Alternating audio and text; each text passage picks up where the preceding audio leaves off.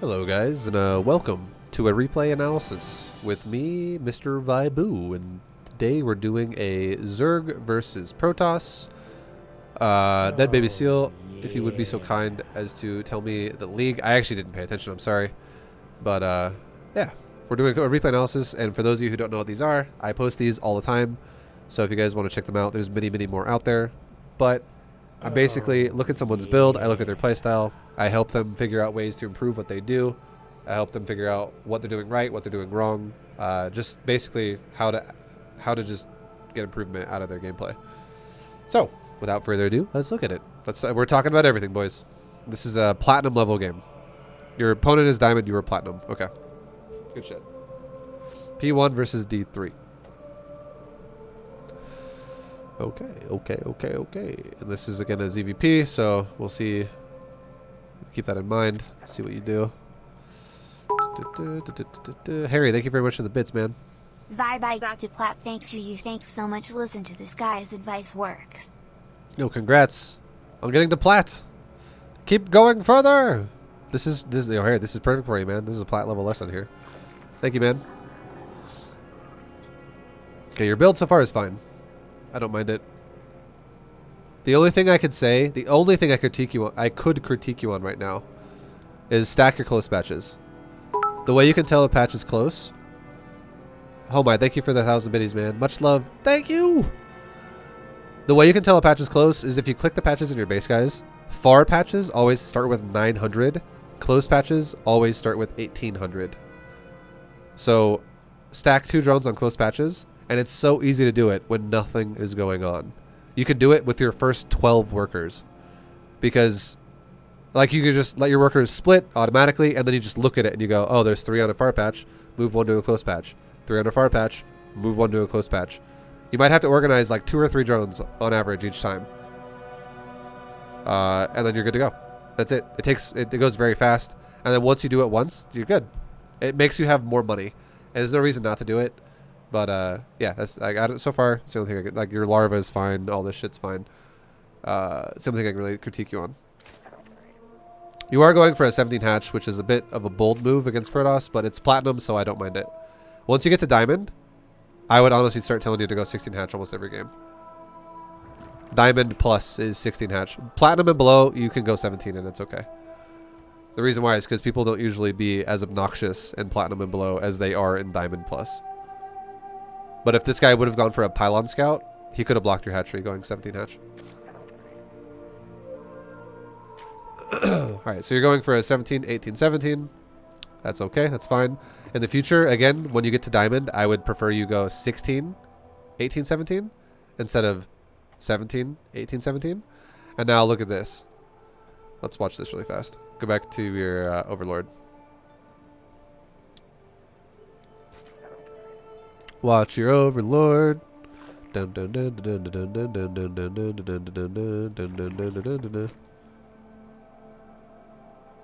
Okay. So no probe has crossed. And ding. This is exactly why I tell people. So the only way this is physically possible for this guy to have done this fast is he pulled one of his probes really early. And instead of going to block your base, he literally went into your base like this, went up around the side, and went up here and tucked it in the back as fast as he could. This is why I tell people to leave your overlord at your hatchery, because people do shit like this sometimes. So the fact that you're leaving your overlord in range of the ramp and also in range of the hatchery is great. This is the best overlord I've ever seen. Good job. Really well done. It's not really hard to do that. It's very easy to put your overlord there, but this overlord just gave you all the information you needed. This is not fake. This is a cannon as well. This is not fake. Like, even if this was a pylon, this is not fake. No one is ever gonna do this. You know why? He doesn't know you see him. He actually does not know that you see this. He thinks he's being cheeky, sneaky. And here's why. Look at his vision. He doesn't see the overlord. He does see the hatchery. He doesn't see the overlord. Overlords have like 4 range of vision more than a probe does. He doesn't know you see this. And Justicia, in his mind, he's like, I am fucking this guy over right now. He's in for a world of hurt. when this hatchery finishes, he's going to be real sad about that. But in your eyes, you're like, bro, I see everything you're doing. So, Overlord placement is perfect. I'm really glad you put it here. This is really nice. Now, how do you react against this is the question. There's two ways to do it. Number one is you pull drones, you make lings. If you need to, you make spines. You eventually make queens, and you try to overpower it this way. I highly recommend you don't do this, but that is a way you can do it. I'm just telling you it is an option. I highly advise against it. It is way harder to not fuck this up than the other option I'll give you in a second here. But yeah, drone pulling, the reason why drone pulling is so hard is because you have to know where he's going to fuck you over with buildings and prevent it from happening. So for instance, if he were to build like a gateway right there and a gateway right there, he would literally, and let's say he put a pylon like right there. Like the pylon was there, the cannon's right there, he puts a gate there and like a gate there. He doesn't actually have to let the gates finish. But if you don't prevent that from happening and suddenly he walls his cannon literally in itself, or he puts a gateway right there for instance, and then he puts a like a pylon could be, I don't know, like a pylon could be on this side, and he puts like a gateway there and that opening right there, and then he puts a fucking pylon on top to block it for just a second, and the probe's like back here behind everything. Only one drone at a time can poke this cannon, which means the cannon would go up for sure, and then he could cancel the gate when the cannon's done, and then progress cannons in the front of your base. Like, it's just fucking annoying to deal with drones, because you have to prevent him from walling you out. It's so obnoxious. And you don't need to do that in Legacy of the Void, but you used to have to do that in in Wings of Liberty, because Ravagers didn't exist back then. So I highly advise against drone pulling, unless you're already really comfortable with it in like Masters League or something, for Zergs out there. That's my opinion. It's way harder to understand how to use your drones properly. And even good Zerg sometimes fuck it up. So now, I agree with your reaction to this of how you move your hatchery, and then you go down here. I disagree with how you moved your or you know what? No, I take it back. The Overlord movement right now is okay. It's okay. However, I would love it if you built another Overlord, and if your next Overlord, when you build it, goes over here to confirm what's happening. You don't know right now if this is going to be a macro cannon rush or a proxy production cannon rush. I would say this, though. Chances of what this is, okay? It is most likely a economy cannon rush. Now, why do I know this? And why would I assume this? The reason why I would say that this is a eco cannon rush, and what that there's okay, so there's 3 types of cannon rush. Let me just say this. There are 3 types of cannon rush, so that no one's confused. 1 out of the 3 is a proxy stalker cannon rush that makes gateway, stalker, cannon, battery. The second type of cannon rush is a cannon rush that makes proxy immortal, cannon, battery. The last and third type of cannon rush is a economy cannon rush, which is literally just cannons and a nexus. He makes a nexus back at his base. He does not make it at your base. So he'll make cannons to delay you, and then suddenly he expands. I would expect, out of what we've seen so far, as a economy cannon rush. And here is why. This is why it makes sense. There are 3 positionings that make sense for the type of cannon rush that you're doing. If you put cannons in a position that is close to the cliff, that is going to control the ramp and also control forward in front of the ramp, because you have a cannon like literally right there, or like right there, or like right here, or something like it's literally right there would be a great spot. This cannon can control an area of range in the base that is like that wide. It will shoot shit that comes over there like that. That is a cannon rush that is amazing for stalkers, and this is why it's amazing for stalkers. It allows you to have stalkers run up the ramp and get there covered, and they can shove your hatchery with the cannon coverage that goes to like right there. Suddenly now at the edge of that green box, a stalker can stand there and shoot your hatchery. And if your lings or whatever you use, or your queen or your roaches try to push the stalkers back into the green box, and the stalkers are now like here, the cannon shoots you as you approach it. This also allows you to progress cannons. Like one cannon could be there initially, then a pylon could be made there. That cannon would cover that pylon. And then now a new cannon can be made like right there. This cannon would cover this cannon that's being built now. Same with stalkers up here. And then now this cannon could cover a range of area that is like, from there, it would be like this big. That cannon could now shoot a range of like that big if it was centered like right there. It would shoot all over the place. It would be a really good control of the ramp. The whole thing that makes Stalkers really good is you control the ramp. You don't let Zerg control the ramp, you control the ramp as Protoss. Because it allows you to freely go up and down with shield batteries and shoot the hatchery and kite back to the ramp and go forward and shoot the hatchery and be really obnoxious. So that's what cannon looks like if it's Stalker based. Now if it's Immortals, these cannons would probably be more focused on the edge of the ramp here, where the range would be. So like this cannon, a cannon could be right here, and it could be in the range of the edge of the ramp. A cannon could be right here. It could be in the edge of the ramp. If this guy would have cannon rushed you in a way where it was like this, if you would have like put one cannon right there and a pylon like right there, and he would have been ready to build like a gateway to block it in or some shit like that. That looks more like it could be a potential proxy production cannon rush. And let's say when the cannon's done, he cancels the gateway. Or he doesn't cancel the gateway, whatever. But he just lets the cannon go up. And the second the cannon's done with his pylon that's like right here, he goes to the edge of range of the pylon. He makes another cannon right there. And then he makes like a third cannon right there once he has control of your ramp here. This looks very much like a robo cannon rush. Because he doesn't care about your ramp. He's not trying to control the top of your ramp. He's not trying to go up your ramp right now. He's just trying to fuck you over when you go down the ramp, which is why the cannons are well placed. Because why is this considered well placed? You cannot hit his cannons if they're placed right here from the high ground. You have to go physically down the ramp to hit them, and when you go down the ramp to hit them, he can hit you. That's why it makes logical sense that a cannon would be right there. So it cannot be hit on the high ground, but he can hit you when you come to the low ground. If a cannon's right here, it makes no sense if you would go Immortals here, because Immortals are much later than Stalkers, and if you can't physically see the high ground, your Queen could literally stand right there and kill the cannon that is right there, because it can't shoot what it can't see. These are why it makes sense as to what kind of cannon rush it is. Because covering the ramp here, it prevents you from running across the map for free. It also, because it also prevents you from expanding, but it also prevents you from just running to his base. So it makes you feel contained, because every time you go down the ramp, you get shot by cannons.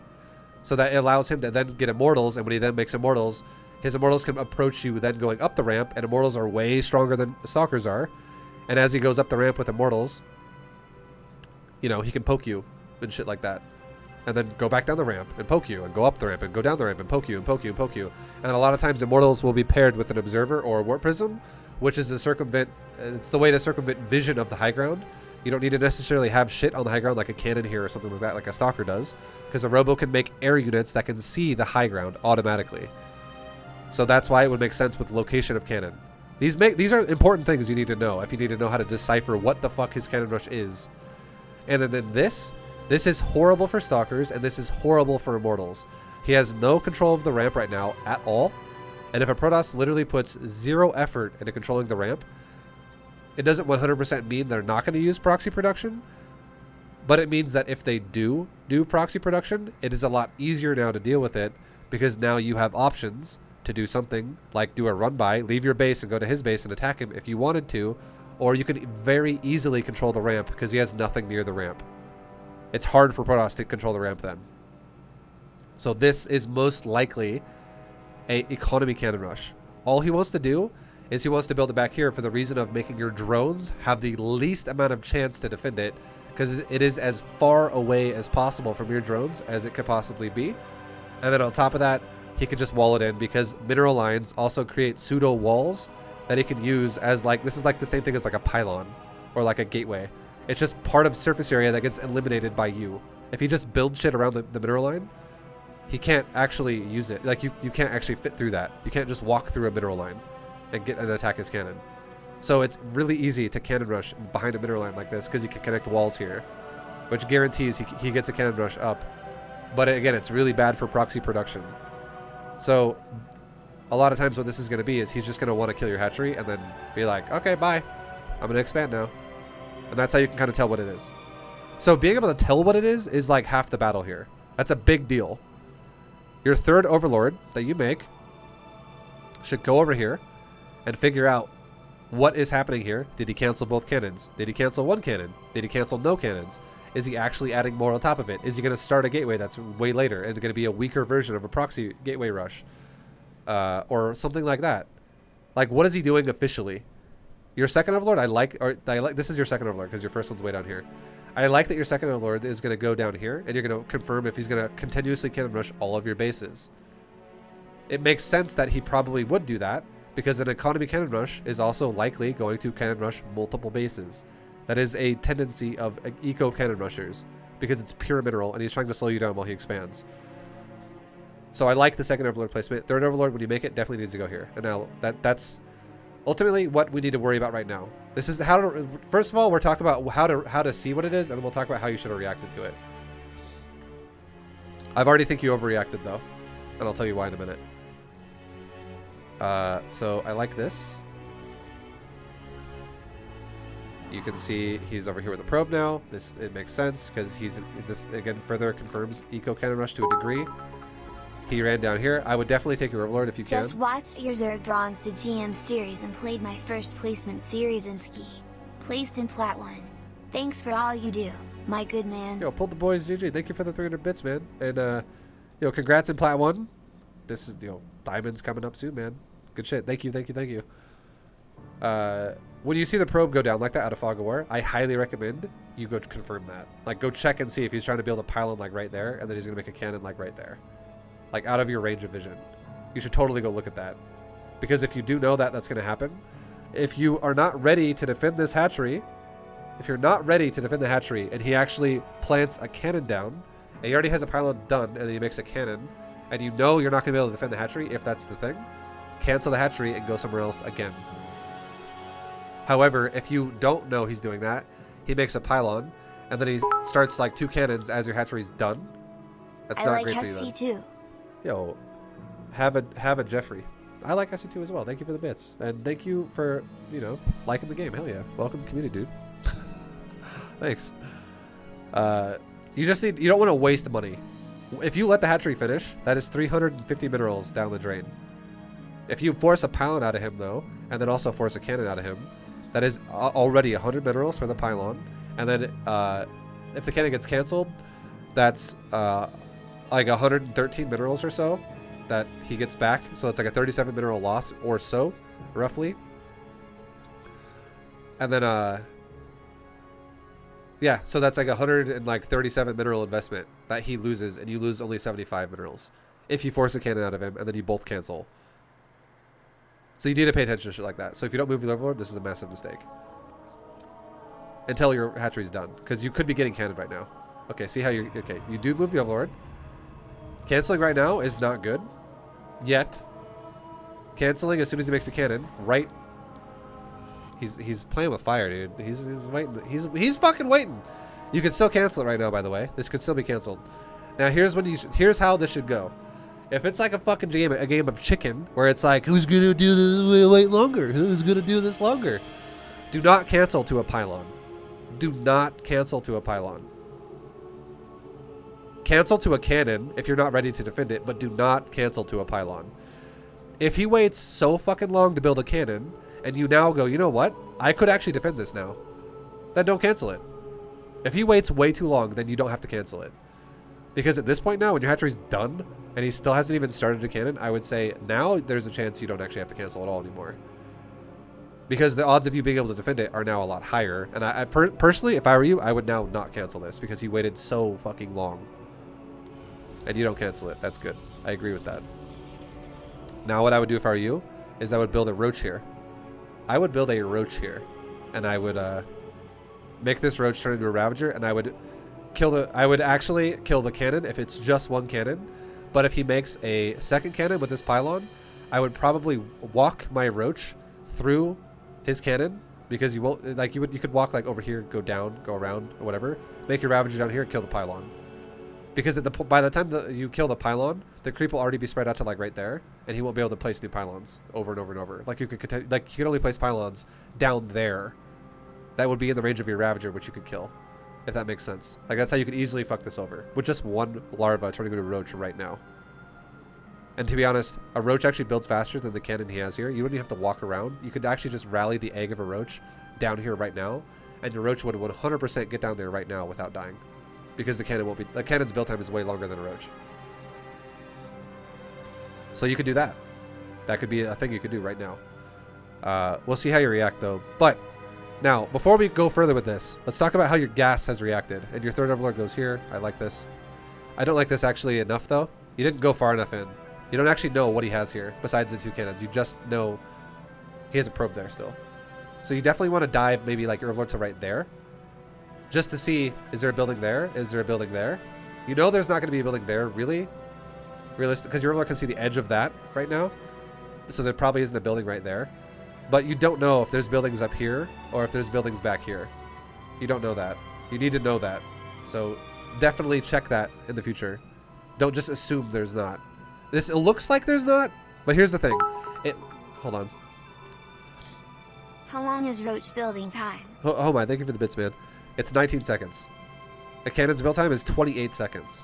So a cannon has a 9-second longer build time, and a cannon right now is only 10 seconds in. So this cannon, if you would have made the Roach right away when the hatchery was done. Because the Roach Warren, or we'll actually go off the Roach Warren because the Roach Warren finishes, actually they both finish like the same time. Roach Warren's done. Yeah, Roach Warren actually finishes like a second faster. If you started the Roach right now, which you can afford, you're open supply, you have enough money for it, the Roach would finish when this cannon is at 19 out of 29. Or it's 10, sorry, it's a 10-second faster. Did I say 9? I meant to say 10. It's yeah, 29 versus 19. So you have you would have 10 seconds to walk from here to here, which that's very, very realistic. It's very easy. Even if the cannon shoots you one time, which it definitely won't, but even if it somehow did, it takes a cannon 8 fucking hits to kill a Roach. So you got a lot of time. Even if your Roach spawned into the cannon, I do think you could actually walk by the cannon from where it is right now, because you'd have creep as well to make you go faster. You could walk past the cannon and not die. My point is, this is abusable right here if you go here and fuck him over if he makes multiple cannons. Because if he makes multiple cannons, you will actually not kill the cannons fast enough if you focus on one cannon, and then he makes another cannon, and you focus on another cannon, and he has another cannon. If this dude makes like 4 cannons before your creep has spread, because he sees you're trying to kill the cannon, and he just overmakes cannons that are still barely within range of the hatchery, that's going to screw you. However, if he makes pylons that are in range of the hatchery because you're killing the pylons can't attack your hatchery. Does that make sense? And then by the time he actually can afford to make all cannons and pylons, your creep would already be spread to a point where it's out of range of the hatchery now. I hope that concept makes sense. But going past this and killing the pylon, if it's multiple cannons, is way better if it's multiple cannons. But if it's one cannon only, then it makes sense to kill the cannon itself, because if he just makes one cannon and stops, the cannon actually has less health than a pylon. And again, we're talking about time. Time is why this is important. And if he doesn't spend resources to make cannons, by the time your creep is now spread enough to push him further away, well then he can't cannon it anymore anyways, because he can't build on creep. So yeah, you could totally fuck that over that way. Now, the reason why I'm talking about scouting and why this is so important is because he is doing an eco cannon rush-esque style, okay? And he's not expanding. This is like eco cannon rush that has no expansion. So now what this looks like is this now looks like one base weird all-inner. This looks like a very, very, very bad cannon rusher. And the way this is what bad cannon rushers do usually. They go for cannons, they stay on one base, and they take gas, they tech, and they always go DTs or they always go Void Rays. One of the two. And you want to know the way you beat that? You just go Queens and Roaches, and you make an Overseer. And then you just win the game. No matter what he does. Because if you do Queens and Roaches with an economy versus someone who goes for one base, cannon rush into tech all in, his supply will be 40 when yours is at like 90 or 110. And then he'll show up with like 2 Void Rays or 3 Void Rays, or he'll show up with like 8 DTs or like 10 DTs. If he goes for like this weird fucking all-in version of it. And then he'll just die.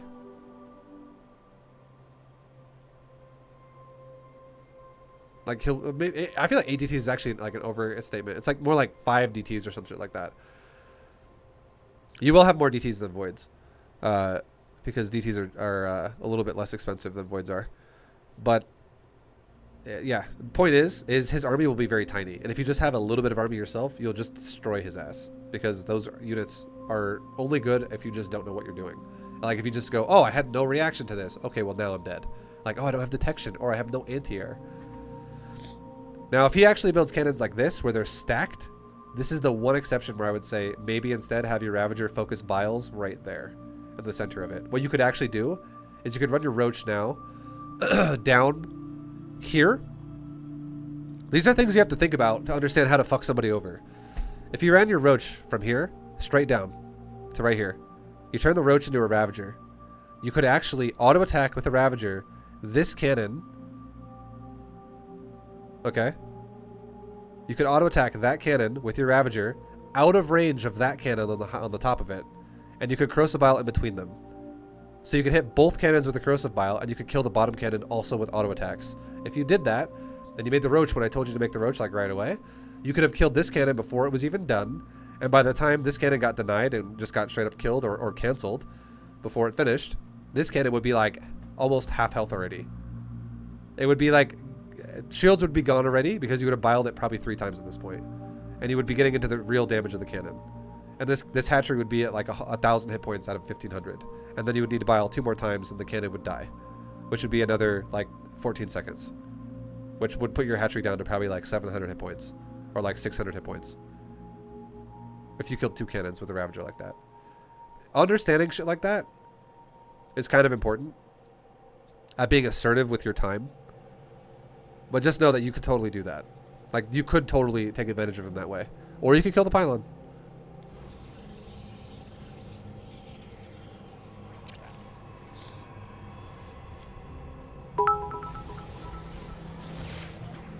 Pro. Yo, thank you, Homai, for the 100 bits again, man. Much love. And notice how he didn't make anything beyond 2 cannons? At this point now, he can physically not make another cannon. The hatchery's not even dead yet. It's not even close to dying yet. But he cannot make another cannon in range of your creep. The next place you could put a cannon would be like right there. And that is too far away to shoot the hatchery. This cannon is at the max range of shooting a hatchery right now, just throwing it out there. If a cannon was down like this right there, if he was down by 1 pixel, he could not hit your hatchery. He could hit your larva when they would just wiggle downward sometimes, but he could physically not hit your hatchery if it was right there instead. So if you just got rid of this somehow, you would fuck this over. Like it would be done.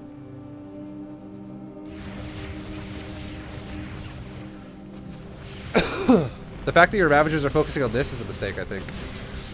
And there you go. So he is doing proxy robo, and that's what I'm saying. Like, that's why your Overlord here was really important. Now I'll say this: if there was no proxy robo here, this takes priority. But now that there is a proxy robo here, I don't really mind that you're gonna let I don't really want you to let the hatchery die, to be honest. But the fact that it is dying, I still think you have the advantage. Like, it's not the best outcome for you, but it's still better than his. Like, you still have the advantage right now in the game. Like, his position sucks ass. So, not the worst. But you definitely need to have an Overlord to confirm these things. That's why I really wanted you to do that, because I don't even think you knew about this. Yeah, you didn't even know this existed.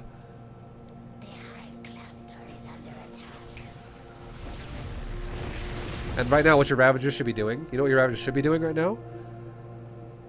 Like, obviously, this is what you could have done. You actually could have done this. His SimCity and placement is so vulnerable. If you would have been let's watch your Ravagers. If you would have been assertive with your Roaches and Ravagers. Let's watch your Roach Worm when it's done. Watch this, watch this, watch. Larva. 3. Roaches. Start pretty early after the Roach Worm. Let's say your Overlord scouted here right now. You saw nothing so far. Roaches spawn. 306. You could have made Ravagers right away. I'll give it to you. You walked a second. This is still okay. You didn't just stand there. You walked a little bit and then you made a Ravager. Making a Ravager as early as possible is better because a Ravager's move speed is faster than a Roach before Roaches have speed. So it would be faster to maximize movement with Ravagers rather than Roaches. But still, I mean, the fact that you just walked anyways is okay, and then you made Ravagers. It's not that bad. So far, you've done okay at setting up your Ravagers. Now, what do they do when they're done? What do you do with them? Okay, you come over here and you kill a fucking pylon, and then you sit for here for a little bit, and then you throw corrosive vials at him. Here's my point I'm trying to make. If you would have scouted with an overlord, if this was me and I was playing this game, and I did what your reaction was here, which is to make 3 Ravagers, which I think is good. We'll talk more about your reaction in a minute. We're talking a lot about other things right now, but we're going to talk about your build, which I think is incorrect for a reason. I'll tell you why. And we'll go back to that in a minute. But right now, if you would have scouted with an overlord and you would have saw, oh wow, his robo is super far behind. And we're going to go back to when your Ravagers walk down the ramp. Look at this. Ravagers go down the ramp right now. If you would have scouted this, is this. Super fucking delayed. Okay? Super delayed. You should have actually walked with your Ravagers down the ramp, over here, wiped out both cannons. Honestly, you should have made them here, but because you could have fucked this over too, and you could have saved the hatchery ultimately as well. But you made them in the main. You never really need to make them in the main specifically. You don't have to make them in the main, especially if he's eco cannon rushing you. You can make them here too. Just always keep that in mind. But if you, again, if you would have ran here, run down, run down, run down. 2 rounds, two rounds of corrosive bile and the center of his cannons. Both cannons die. That would take you 7 seconds to do that. It would take you probably 7 seconds to walk down here, and it would probably take you 7 seconds to kill the cannons. Why is that? Corrosive bile is a 7-second cooldown, and you have it already automatically. So you start with it, and then 7 seconds go by, you cast it again. After you cast 2 corrosive vials, you don't even have to kill this pylon, because the creep would be spread far enough to cover the hatchery. You don't have to worry about shit anymore, and you know there's a robo. And the time it would take you for about like, we'll give you time, like we'll say 16 seconds. Like 7 seconds to walk down there, 7 seconds to kill the cannons, and then 2 seconds of just like actually not just doing an action. We'll give you a second of like leeway 2 times, because you have to move and then you have to cast and then cast. So we'll say 16 seconds goes by. That is very fair. 16 seconds from now, what could be happening is you could have cast your second round of corrosive bile. I hope I haven't confused anyone, by the way, yet. But like 16 seconds from now, it could be your second round of corrosive bile that could have just got cast out of your Ravagers that could be standing like right there.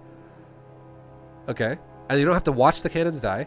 Just know that they will die to 5 corrosive biles. And if you have 6, they're definitely going to die, because 6 is more than 5. So, like, if your Ravagers are standing right there, 16 seconds from now, or 15 seconds from now, whatever, we'll just say 16. We'll go to, what is that? That's fucking 335. Go to 335. So cannons would be dead right now. 335. Now let's take another 7 or 8 seconds. We'll just say 8 seconds.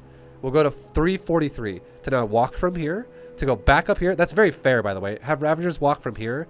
Have them walk literally on creep back up here to right there. 8 seconds? That is a very fair number, I would say, to have for that. That is not like way too fast or way too slow. 8 seconds is pretty fair. So you can walk from here to here from 335 to 343. Okay, so at 343, your Ravagers would be right here. And now your Ravagers, when they're right here, look at the robo. It's still not done. You could now spend the next 7 seconds, because your corrosive bile would again be off cooldown because you just walked from there to there. Your corrosive bile would be ready to go. You could spend the next 7 seconds now from 343 to 350 killing this one cannon right there. There was a pylon there, which means he was starting a pylon there, which means he might make more cannons in the front now. But these cannons are out of range of the robo, which is what's important. You could kill this cannon with your Ravager standing right there. Literally, cast corrosive bile on this cannon right there. And you would know this because you had an overlord scout this. This is why scouting overlord is so fucking important. It gives you the plan of action, basically. At 343, 7 seconds later, you could cast the first bile at 43, and at 350, cast the second round of bile. So at 350, the cannon would be dead. It's still not done. At 350, you could now stand right here and go bile, bile, bile, auto attack, auto attack, auto attack, bile, bile, bile, auto attack, auto attack, auto attack, bile, bile, bile, auto attack, auto, and it would die. The robo would die before a mortal would spawn. The robo would be dead before an immortal popped out. These are ways you can take advantage of people who do shitty builds. This guy did a eco cannon rush with a robo style. He didn't punish you at all for the ramp. He also delayed the robo by future cannon rushing another base, and then he went for a robo anyways. which means it's so fucking late. Take it easy, Rogu. Thank you again for the support, man. Much love.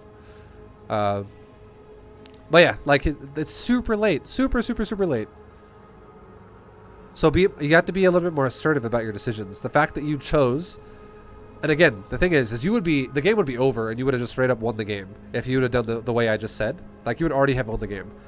But the fact that you let your base die and you still hopefully deny the robo here, you still have a very good position. It's not bad. It could have been even stronger though, is the point I'm trying to make here. But again, it's because you didn't even know there was a robo here because you didn't actually use the Overlord. And then you're like, oh, a robo. You know what I mean? You can take this a lot more assertively. And now that you're killing, I don't really give a shit if you kill the pylon and the cannon or if you kill the robo. That's fine. If you have access to kill the pylon and you know it's going to unpower the robo, that's all G. This immortal is never going to pop out. This thing takes forever to build. This immortal is going to be literally, you're going to kill the pylon. If I had to guess, this immortal is going to be 9 seconds of production when the pylon's dead. It'll be 9 out of 39, which is still really far away. That's not even 1/4. That's like 22% of the way done. That's still very far away.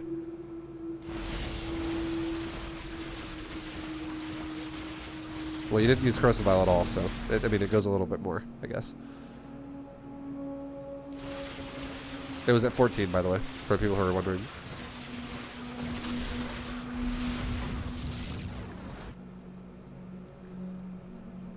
And now you know he hasn't expanded.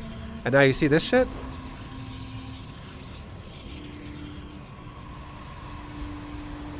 All you have to do now to react to this? All you have to do now to react to this.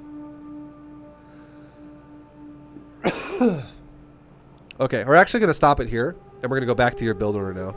Because your build order had a problem too that I want to talk about. But I wanted to talk about how to react to cannons. Because I already know what's going to fuck you in this game. I can already tell. But we'll go back now. We'll come back to this point eventually. But we'll go back to the opener now. Watch your reaction of your actual build now.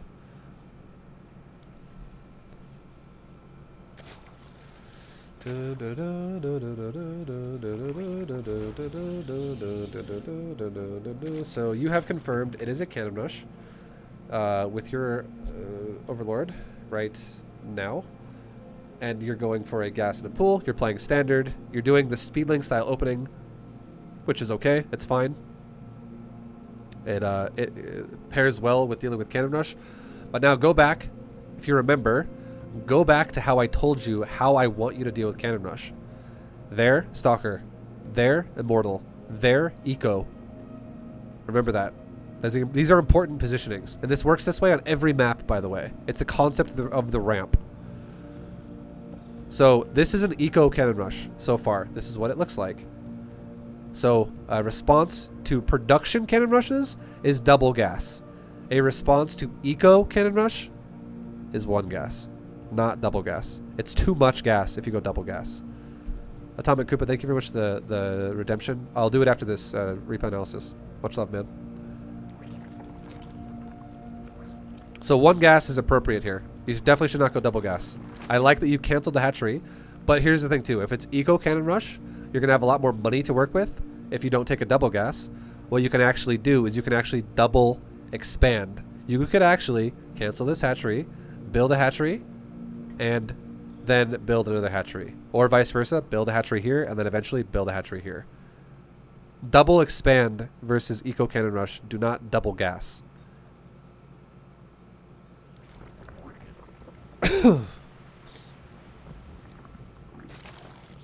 Because it gives you way more money, and the thing here's the magic number about it. Eco Cannon Rush, you make 3 Ravagers and you stop. You stop at 3 Ravagers. Production Cannon Rushes, you do not stop at 3 Ravagers. You keep going. You make like 10 Ravagers if you can. ViBE Zerg. Yo, thank you very much, Homai, for the bits, dude. Because you're not just fighting cannons when it's production Cannon Rush. You're fighting cannons plus batteries plus Immortals or plus Stalkers. So you need a lot of Ravagers. Because you might lose some as well to the Immortals or the Stalkers. And you need to also be quick about killing his batteries and cannons with Corrosive Vial. So double gas makes sense versus production. It makes no sense versus eco. Because against eco, 3 Ravagers, you get the job done. You don't need to go 7 Ravagers to kill just a cannon. When it's just a cannon. You know what I mean? So double gas is too much. This is the biggest mistake you're making so far. And it's going to severely fuck you because this is going to be a lot of your drones. At this point in the game. This is a very... Like, you already have an extra drone that's not even mining minerals now. And even though it would be oversaturated, it would, like... The fact is... like, actually think about it. Like, right now, you'd have perfect saturation. You would actually have perfect saturation right now. You would. And this drone could be the drone that goes over and takes another base. Because this drone could have been mining for your 3 out of 3 gas. And all the other drones you have could be mining the mineral line still and making the rush warren. But you see what you just did right there? You just ripped off the mineral line to saturate your gas. So now you're undersaturated. So your economy is now going to suffer for this. And if this is an eco cannon rush, you're going to fall further behind in the game than you should. And this is pretty critical right now. This is pretty fucking massive.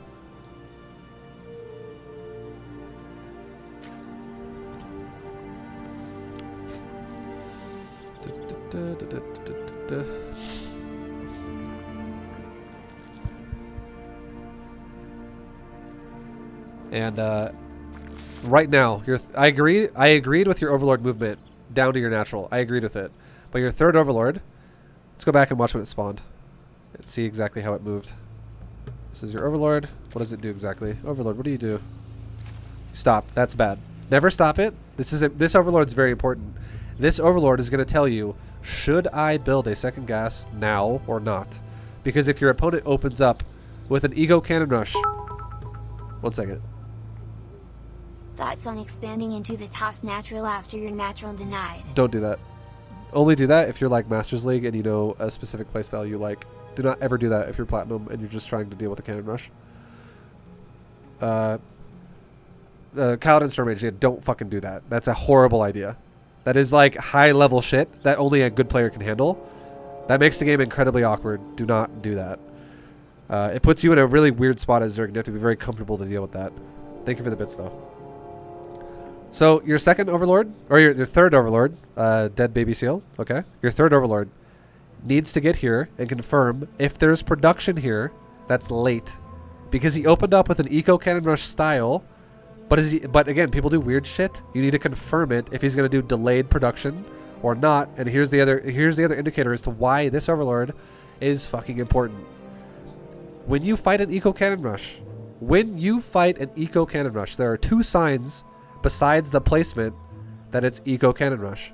Number 1 is the placement of his Forge and Pylon. If it's there, it's more likely Eco Cannon Rush. If it's there, it's likely not going to be Eco Cannon Rush. The second sign is, does he have a fucking Nexus? If the answer is no, it's not Eco Cannon Rush. If the answer is yes, it's Eco Cannon Rush. So this Overlord, seeing no signs of even wanting to take his natural and not taking the natural at all, is like, what the fuck is he doing? This is not Eco Cannon Rush anymore. He opened like Eco, but he's not doing Eco. What the fuck is he doing? So this Overlord just chilling is horrible, and the fact that it doesn't even scout is horrible. It needs to confirm what the hell's happening. Because you know he's not. There's only one way this could be Eco Cannon Rush, which it still could be, and it would be if he did a hidden base somewhere. If there was like a Nexus in the corner of the map or some shit. And that's exactly what you would then want to scout for if you scouted here and saw no production. It was just fucking Eco Cannon Rush. And he went here, Eco Cannon Rush again. And you were like, you're not expanding, but you're Eco Cannon Rushing everywhere. What the hell are you doing? You would then want to take your Overlord that's over here, and you could scout into the main like you did. But then you would probably want to make like maybe 2 lings and just go, hey, 1 ling, run around the map. 1 ling, run around the map. Because that's high signs of hidden bases. The only other option would be if you saw Tech in his main, like you eventually did with your Overlord. You saw double Stargate as the follow-up once you fucked his Forge over. That's how you would deduce all of this. So this Overlord chillin' is horrible. Because if you did see a Robo, then I agree with you, because it's a delayed Robo, I would agree with you then taking a delayed response of a second gas. And you could prioritize that until you deal with the Robo. And then once you kill the Robo, we'll go back to this now. So now we're going to speed up. So again, your economy sucks ass. That's the whole reason why we just explained it. But now let's go back to when you killed the Robo. Watch this. Right now. Right now. You've confirmed you have confirmed this stage of the game is over. It's over. You don't have to worry about immortals. You still see no expansion. You could then, right now, at the very least, should take one of your gases, desaturate it, send these drones to another base to go mine minerals. This is also why it would have been great if you would have saved this base. But stop mining gas out of one of your gases right now. Stop mining gas. And then as soon as you go here and do this, and again, now immediately as well, you should have also sent this Overlord into his base. Because now you want to know, what the hell is he fucking doing? Like, what is your plan? Like, I just stopped your proxy. What are you doing? And if you saw this took you a while to scout this. Now you confirm, okay, yeah, this dude's making double Stargate and a shitload of cannons on his main base. What you should do now is not only have your one of your gases desaturated, desaturate the other gas. Stop mining out of both of your gases. And you want to know why this is? The perfect way to fuck over somebody who's going to go one base Stargate is literally to just make a couple spores, a lot of queens, a lot of drones, a lot of overlords, and spread your creep. And do you want to know one thing that all of these things have in common? None of them cost gas. There is zero threat to anything that you need gas for. If you rush a layer right now, why? If you go for Hydras right now, why? If you go for like Mutas right now or Corruptors right now, why? You could crush the shit out of this with just queens. Way easier. And then once you actually establish a good economy, a good mineral economy, then you go into Hydras, like just mass Hydras or whatever the fuck you want to do. But if you just keep mining gas, look at your mineral income. It's garbage. Like, you have the advantage right now by having map control, but you're not really using it because you're mining so much fucking gas. So what's going to happen is these Stargates are going to make your life a living hell now. And he's going Void Rays. It's even more reason why Queens would wreck that. Queens destroy Void Rays.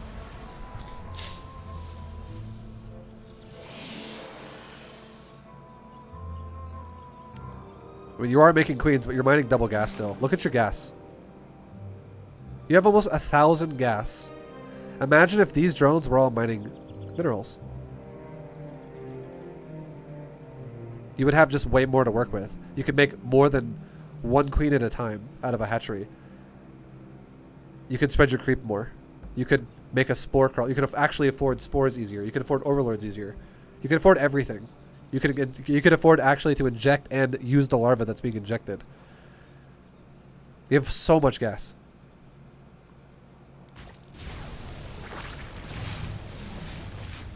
And then just know, if you have equal number of queen to Void Ray, up to the point when you have like 10, and you have transfuse available, queens will wreck the shit out of Void Rays. Like, oh, easy. And then furthermore, if you have more queens than Void Rays, and he doesn't even have up to 10 Void Rays, that is a horrible fight for Protoss. Void Rays really only become a problem for queens when the Void Ray count gets to seriously like 20. Like 10 is very manageable, which is why I use that number, because you can easily transfuse it. Like transfuse through it. But if he had like 20 voids, then yeah, he's going to be killing like queen dead, queen dead, queen dead, queen dead. Like your queens will just die super fast. But he's so far away, I don't think he'll ever even be able to go to 20 Void Rays with his economy, because it's already 7 minutes, or it's like 6 and some change. 6 minutes and some seconds. 6:18. There we go, that's how I'll say it. We're already 6:18 into this game, and look at his base. His gases have already lost 1,000 gas per gas. Half of his mineral patches are getting low, just like yours are. He's going to deplete some of his patches here pretty soon. 280, 225, 390. We're getting low here. So he's going to run out of some of his money here pretty soon. So like he can't afford to be like, I'm going to go max Skytoss on one base economy. Like it's never going to happen. It's not going to happen unless he expands. So the fact that you would actually have more queens than voids, you could actually just A-move that and just be like, wow, voids suck. Like this is the easiest fight of my life. I'm glad that you're making drones at least, but like the layer rush, like why? There's no point. Just make more queens. Because look what he's doing to you now. You do not have enough queens, and you're being punished like left and right, left and right, left and right. Just make queens and look at your gas. You would want to resaturate. You would want to do this. 3 base. Saturate all of your mineral lines on 3 bases. Make queens. Make queens, queens, queens, queens, queens, queens, queens. Spread your creep. Get all your bases connected. The more connected your bases are, the more creep spread you have, the easier you can see void rays all over the place. One thing he does not have is detection. There is no way he could kill your creep. If he flies over creep timbers over here, or if there's like creep over here, or if there's creep over here, or creep over here, if this was dead, if there's creep around the area, he can't actually kill it, and you just see him flying over it all the time. So your queens can always be like, let's go there and kill the void rays. Let's go there and kill the void rays. And if you have fucking like 12, 15 queens, I would say probably stop around like 15 queens. That's a good number, because at that point you'd probably also be fully saturated on 3 bases. You could then go back into gas, go into a layer, go into hydras, and you could max really fucking fast. Because you would actually be using the gas when you need it. You wouldn't just be pooling and banking over 1,000 gas when you don't need it.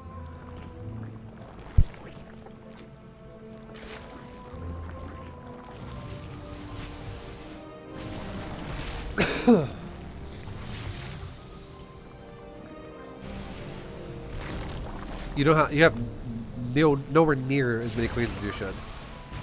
And he is just punishing you over and over and over.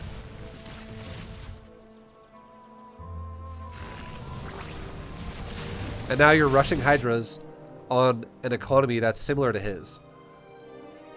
This is how you're gonna get fucked. This is how you stay low supply.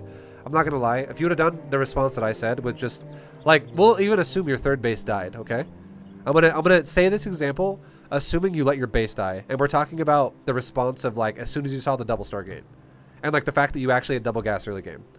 Right now, at 9 minutes, if you would have just gone queen drone, queen drone, queen drone, overlord, overlord, overlord, all that shit, you could be on like 4 bases right now with 3 bases saturated, and your supply could be like at 130, 140 right now, and you could have hydras, more hydras than you do already right now.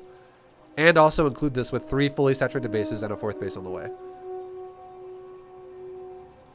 Seriously. You could. That is very, very fair. Because I think if you would have done, if your reactions was like what I said, like it was all perfect, where I was like, you scout perfectly, you save this base, you deny the robo, you scout assertively here, you stop mining gas right away. If you did everything I said right away, you could be maxed right now. You could literally be at 200 supply through a cannon rush at beyond 9 minutes. And the reason why is because this Protoss has given you a window to be greedy as fuck that you did not take. There was zero aggression on the map that is not a Void Ray. And a Void Ray is a complete pile of crap versus a Queen. And you know what a Queen's good at? It's good at being greedy. Because a Queen is relative to gasless. You could just be like, oh, mass minerals, fuck yeah. And you know what a Queen is also really good at? It doesn't cost larva. A Queen is really good at pairing with drones.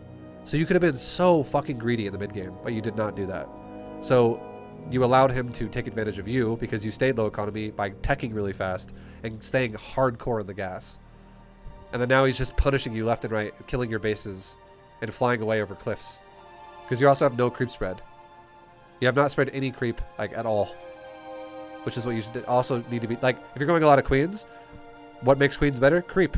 Because not only do you see where he goes, but your queen's gonna walk faster then.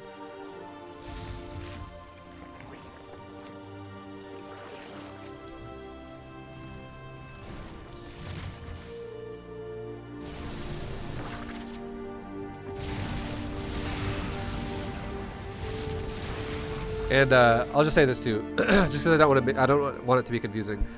130, by the way, the 130 supply that I said you should be at, that is very fair for platinum as well. By the way, that is a very fair platinum range. That like if you can do that, you'll not be in platinum for long. Like you're going to advance out of platinum. That is going to take you to the next level.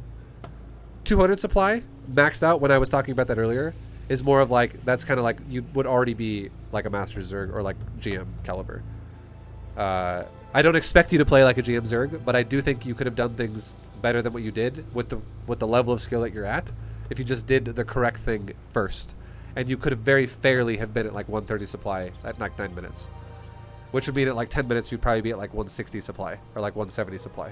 Because you'd already have a really good economy. And you're at 80. And you know how easy the game is when you just... If this guy was trying to fly Void Rays over here, that is literally 5, now 6 Void Rays, and he's got 2 in the main over here. If he had this many Void Rays, so he's got 8 Void Rays in total. and he was trying to break through 170 or 180 supply Zerg right now, who has like 15 queens and like 40 hydras. You know how bad these Void Rays would feel? They would just die. God, it's fucking cheese night on the ladder. 12 loses in a row for games that have gone less than 3 minutes. Yo, thank you very much, Tom Cooper, for the bits, man. Sorry your night's going rough, man.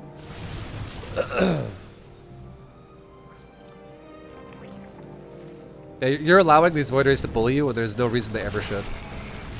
You're just playing the avoid game of Void Rays when they actually can't do it. Like, this is the biggest pussy army ever.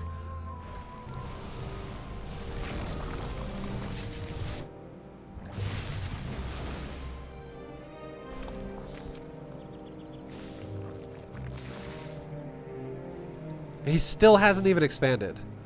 He's actually like out of money.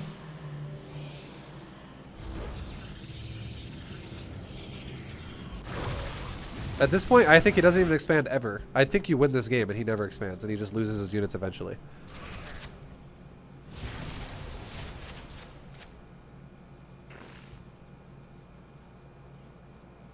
And you know why this guy's not expanding? Because he's trying to be a pro Void Ray user who does 2-prong Void Ray attacks.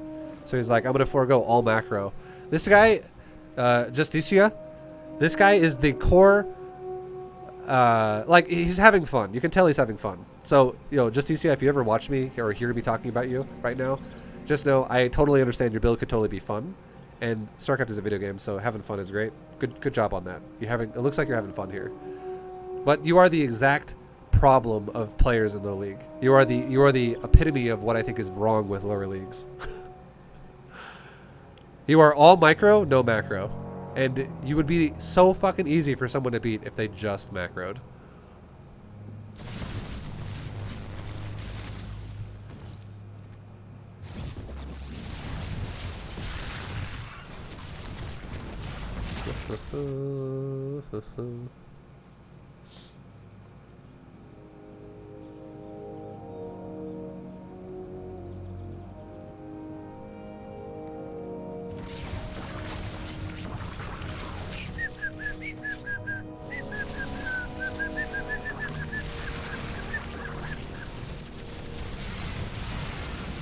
Hey, here's the thing.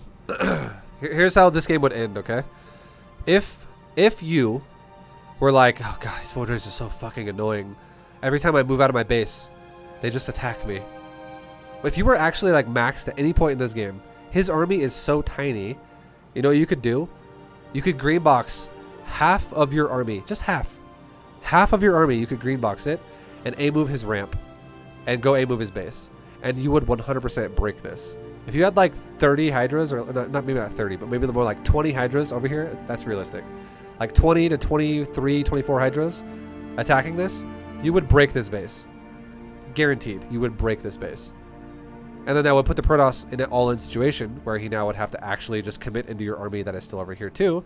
And if you had like another 20, 23 Hydras and also like 15 Queens over here to defend, like 7, 9, 10 Void Rays, he would die so fucking hard.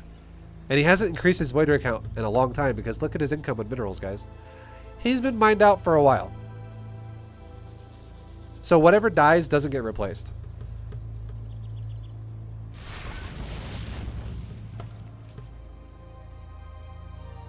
So like the fact that he hides and shit over there, you could also be killing his base at the same time if you were like maxed yourself. And then this would be not threatening either. And you would just end the game, so it wouldn't be as annoying. It's just the amount of shit you have is so low. But you still, this game is unlosable for you. You have the right idea. You're doing exactly that. You could have just done it faster. With more, if you would have just prioritized your minerals. Versus in a Void Ray phase. It would have been, by the way, it doesn't have to just be Void Rays. The fact that you saw cannons and double Stargate on one base, and he walled himself in, after he failed a Cannon Rush Robo, you know that he doesn't have a lot of money, and all you'd have to do is scout for a hidden base, and as long as you don't see one, no matter what he makes out of this Stargate, I don't give a shit what it is. Any unit here, any unit in this list, you could have reacted to it with Queen, Drone, Overlord, Hatchery, and Spore Crawler. Doesn't matter if it was Phoenix, doesn't matter if it was Tempest, Carrier, Oracle, anything. I don't give a shit what he makes. Because if he could only muster out, like, let's say in total this game, like 13 Void Rays, he could have made maybe like 6 Carriers. He could have made maybe like 8 Tempest. He could have made maybe like 15 Phoenix, or like maybe like 14 Oracles or 13 Oracles.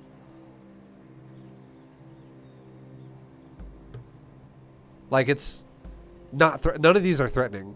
If you just made Queens, drones, and then eventually made Hydras, you would crush all of them, because all of these have the same thing in common.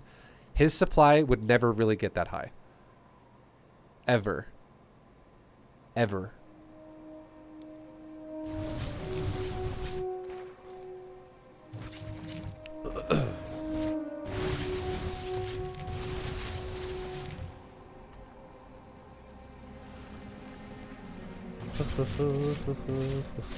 Every time he talks about how fun it is.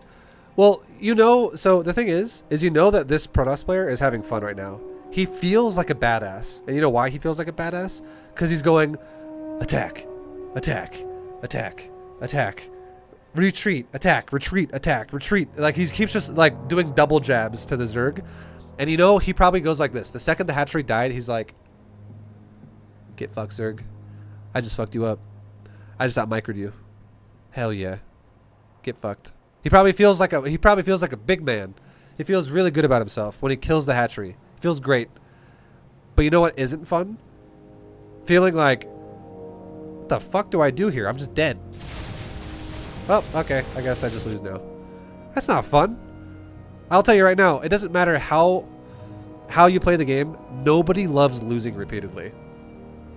If you lose every fucking game you play, that's not fun.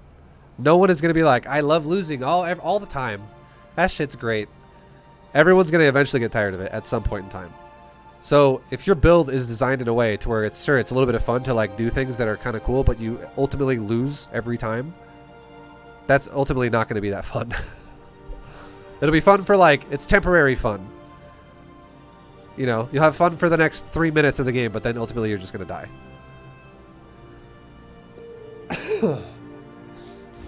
But yeah, hopefully this makes sense.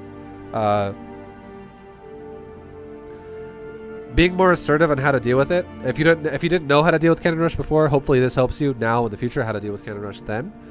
But thank you guys for watching. Much love, Dead Baby Seal. I appreciate the doing the replay analysis. Thank you, dude. And yeah, guys, until next time, I wish you the best of luck and take it easy. Enjoy playing StarCraft. Have fun. Bye, guys.